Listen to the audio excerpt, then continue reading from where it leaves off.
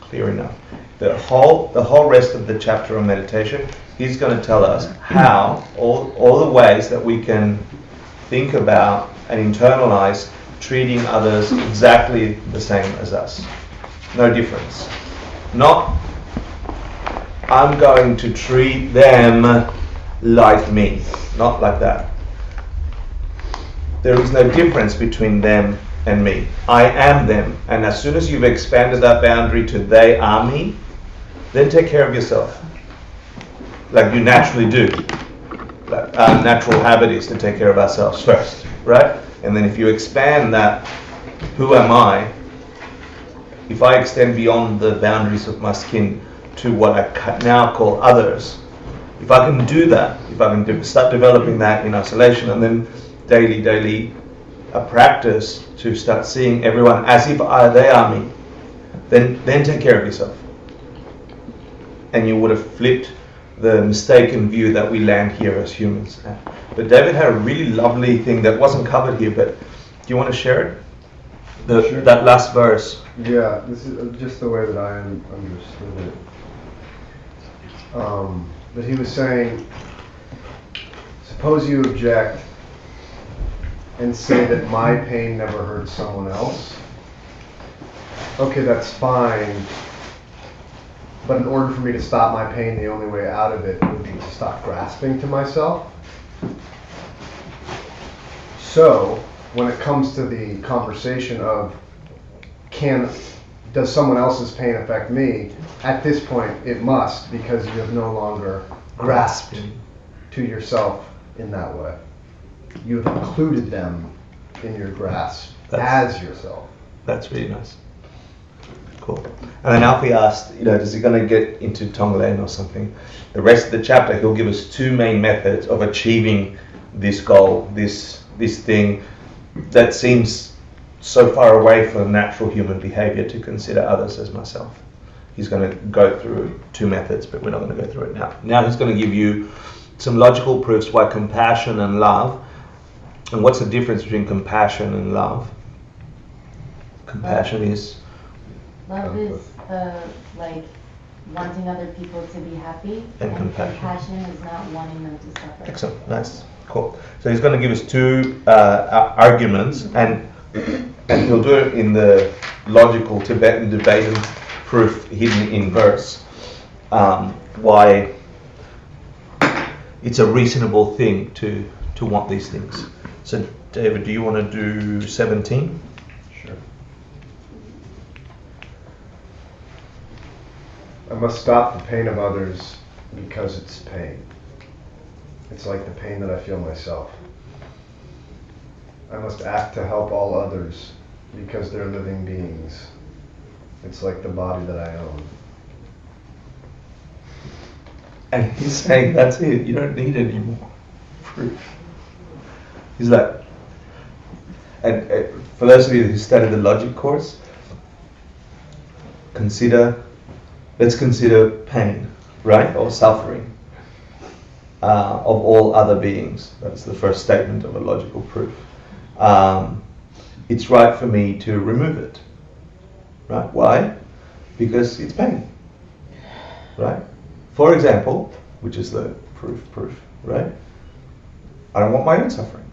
And that's such a perfect logic that it doesn't matter that it's out there or if it's in here. If you're in a realm that has pain, it is right for you to stop it. Why? Because when you have it, you don't want it. It's like that simple. So it's like, do you get it? Or not? Mm-hmm. You're looking at me like... I get it, but I like the body thing better. David, which chapter was that and what line? Yeah. What? That is Contemplation 17. 17, yeah. Reading 8.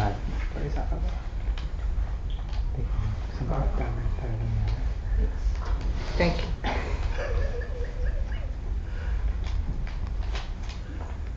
Think about that though. Try and get some kawa around it. It means, where is your world coming from? How do you experience your world? Yourself. My house. Where do you experience your world? My mind. Where do you sense your world? where do you conceive of your world? How do you get this sensation about this world we live in? When you think about it, it's unfindable out there, separate from your projection. And we've done that over and over. But it still appears like it's out there, as others, right? But you know better already. So any instance of pain, regardless of where it is located in your 3D sphere of existence, is unreasonable. It's your responsibility to stop it for no other reason than there is pain in your world. Like this, you don't need another reason. You don't want pain. There is pain.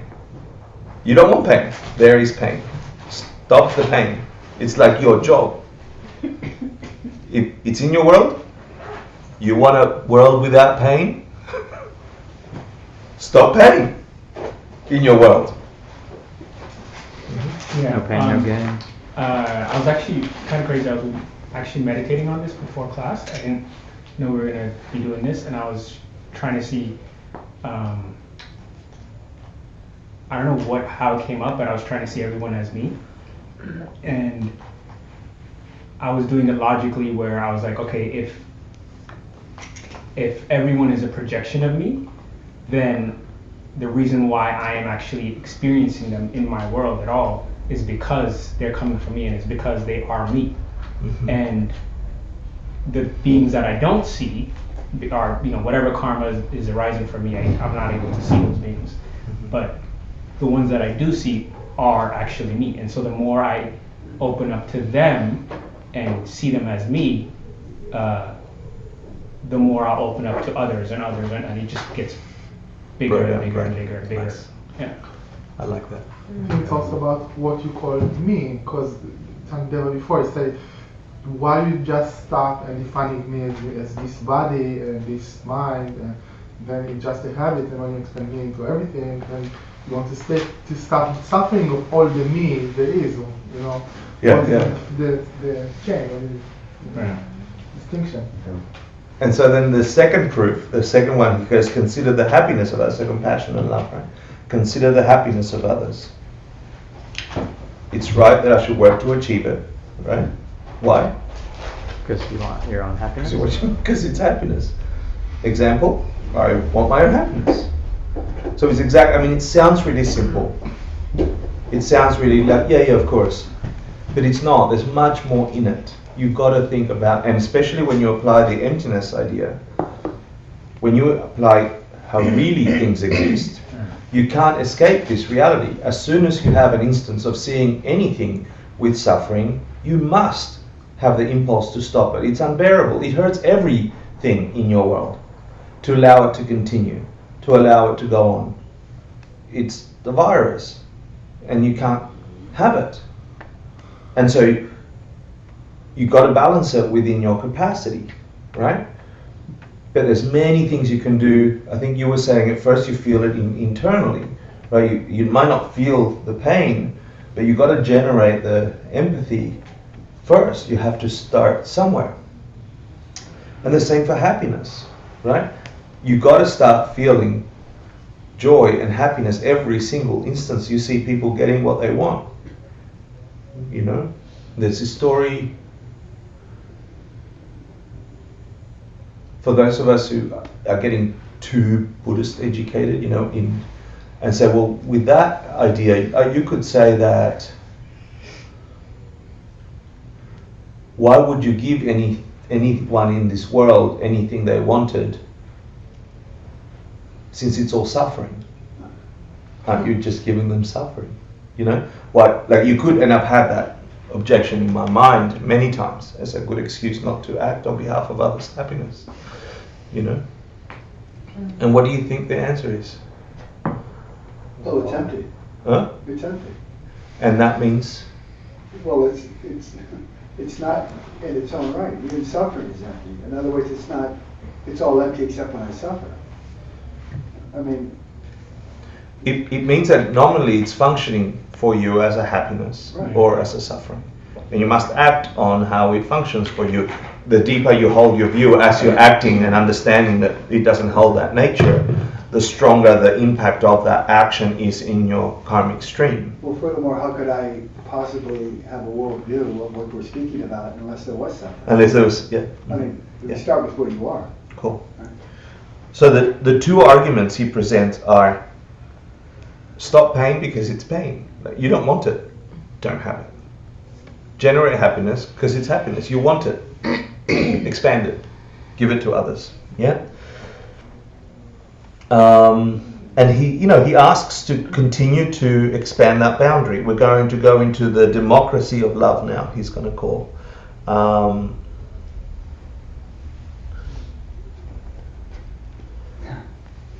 Does this have something? I have a question Yeah. before. In a previous reading, he said, "When happiness and suffering are the same, then you'll care for all just as you do yourself." I think he means are the same for you, when they are the same, and if you're including them in you. Yeah. He's not saying they are the same thing. Right. He's saying when they are the same over there as it is over here, you will work for the benefit of all. When you expand that boundary to, Hector now extends to the back of Jenna. Let's say I decided to practice that. Rather, anything between now and the back of Jenna is a Hector.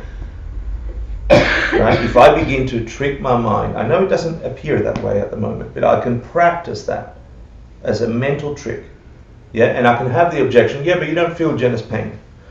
Fine, but I'm gonna, whatever perception I have of her having pain, it will be as unacceptable for me as it is any of my own pain. Whatever sadness I perceive in her, it's as unacceptable as if it was my own.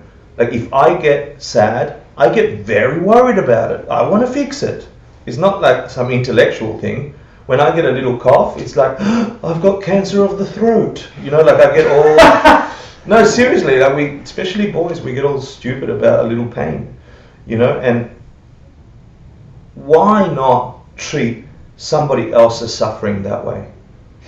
Out of all the billion bodies on this planet, just humans, all of them are humanity, one race, one set of us. Yeah? Why choose this one as the thing to take care of? It makes no sense, logically, to say this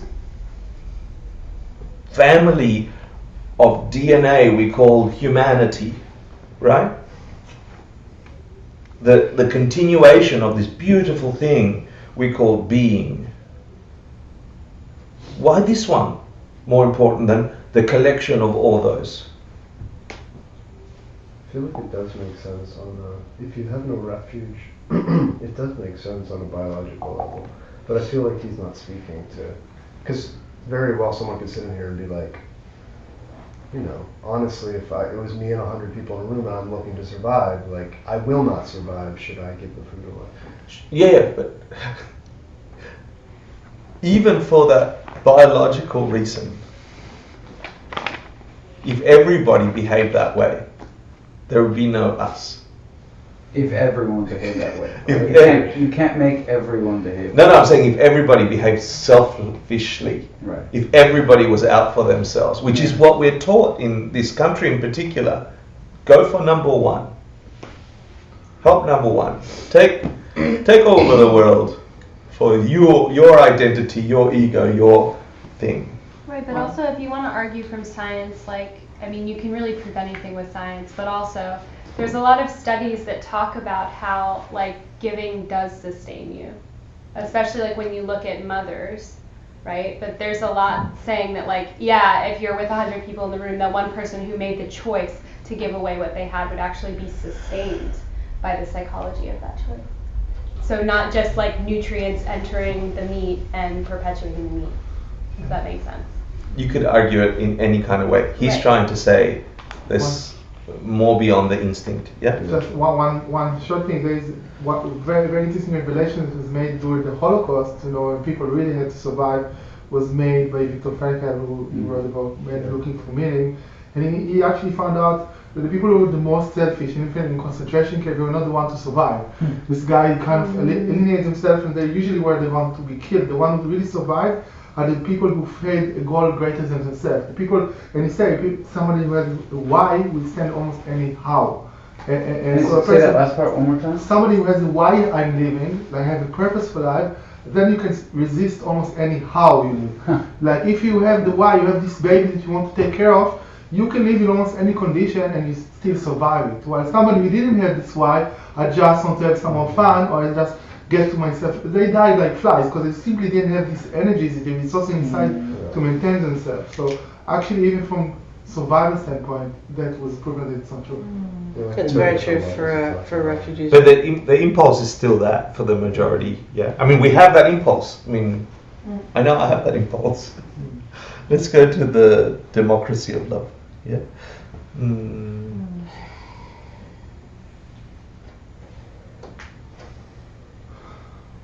Given the fact that both myself and others are exactly the same in wanting happiness, what difference could there ever be between us? What reason that I work only for happiness for myself?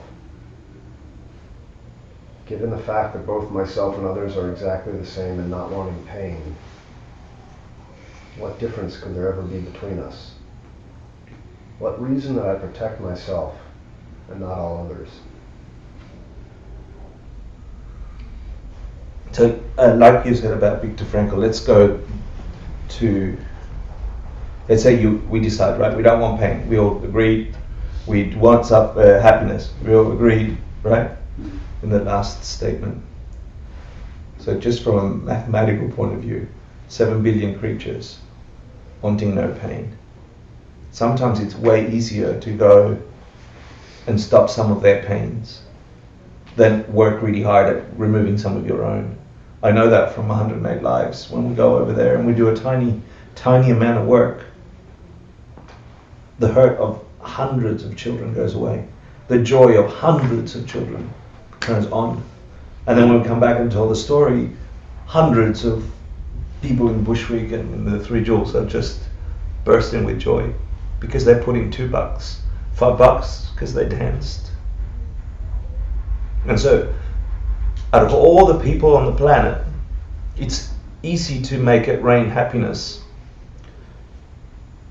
And if you want more happiness, then there's an easy way of generating happiness. Just go take care of other people. There's some low-lying fruit for happiness. Yeah? And then you've got 300 instances of happiness versus one desperate struggle to get my corner office with the chair. Yeah? So just from that perspective, from the previous verse, thinking about removing suffering and considering others as myself, it gives you as much joy to see that. If you've walked into the orphanage of kids that have been abused and hurt, like deeply hurt, not just a little bit, like bashed with bats. And within weeks, people like us walk in. I remember when I first went to one of the orphanages, it was just weeks since all these 50 kids had been taken out of a very abusive home. They'd all been taken to hospital, they were stitched up, they got shaved because they all had lice, they got given new clothes. And I'm expecting these fragile, bruised little kids. As soon as they saw my face, a Western face, they climbed on me with complete and utter trust. I could have been some other bastard, like the person that had hurt them. And they were like, I just want happiness. And they jumped on us, and they still do to this day. We walk in there, it's like a Christmas tree of children off of you. Those joys, those things feed you, sustain you in a much deeper way than your own. And if you've had that feeling, and I can only imagine for mothers, for all your mums and all your parents that struggle, go to work, feed you as a kid, clothe you, put you through education, have all the hopes, in all the goodnesses and all the mistakes. I can imagine that as parents, there's this feeling of taking care of other beings is way more sustaining than this selfish me. And then he goes into The two, what did he say? The two reasons get the democracy of love, right, and compassion. If I and others are exactly the same, then we both want happiness. Then get happiness. And if I and others are exactly the same, then they don't want pain as much as you don't want pain, and you can take care of them with exactly the same motivation, and your pain will go away. There's no suffering I've got when I'm with these kids. When I go beyond my limited boundary of what I think I am, and for an hour or 4 hours of play or whatever, the time goes by so quickly when you're playing with these little ones. There's just joy. Like you're laughing, you're rolling around, you're being other than just you. And there's an expansiveness there that is sustaining. So, I don't know what he's going to get into more practices later, but I remember walking out of this class in 1997 and being challenged to say, hold on, this is not just intellectual talk we do in a room. What if you put this into practice? And I remember my subway rides after that were different. Yeah, and then everybody was a target. Everybody was a target for removing suffering and giving joy in secret, in my beautiful secret. Nobody, and one of the things is make it your own secret practice. As you walk past someone with your breath, you're just removing some suffering, As someone thinks that you're ignoring them, you're giving them something. Like your mind is now on steroids, acting out what you can't yet physically do, which is put shoes on everybody's feet, which is, give medicine to everybody that's sick, which is give education to everybody who has limit to understanding. But your mind has no boundaries for that.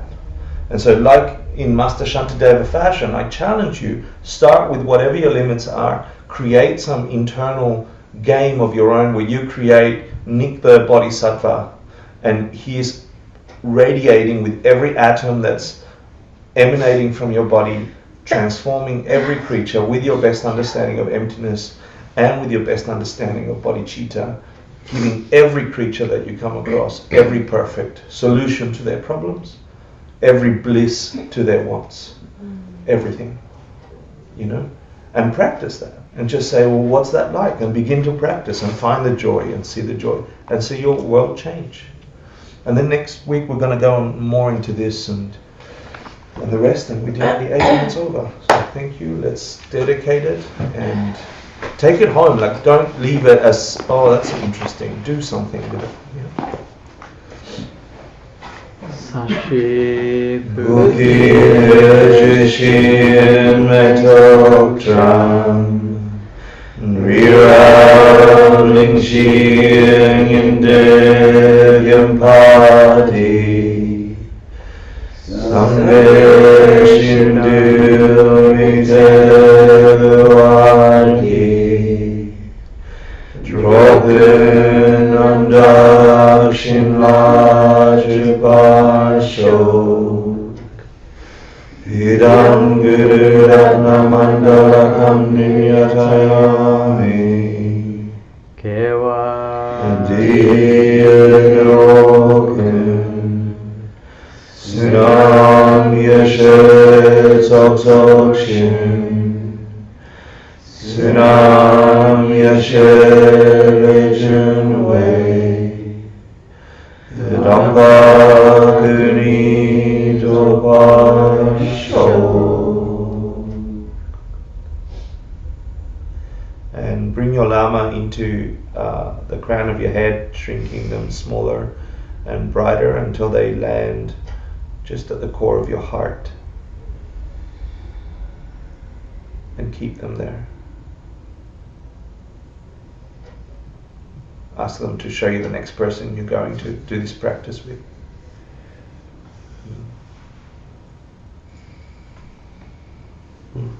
Thank you.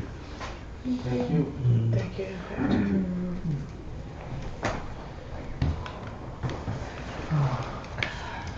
Um,